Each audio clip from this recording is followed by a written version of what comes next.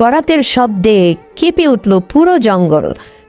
তুতা পাখি দেখে তো অবাক। তুতা পাখি বলল, এই গাছ কাটবে না। তারা সকলে হেসে দিল। কেন কাটবো না? দূর থেকে সকল প্রাণীরা দাঁড়িয়ে দাঁড়িয়ে দেখছিল। ভয়ে কেউ কাছে যাচ্ছিল না। তোতা পাখি বলল, দূরে দাঁড়িয়ে থাকলে কি কাজ হবে? প্রতিবাদ করতে হবে, তাছাড়া আমাদেরকে শেষ করে দেবে।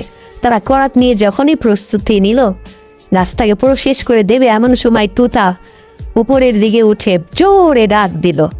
যখন ডাক দিল তার চিৎকারে হাজার হাজার তুতা পাখি এসে যারা গাছ কাটতেছিল তাদের সামনে পড়ল।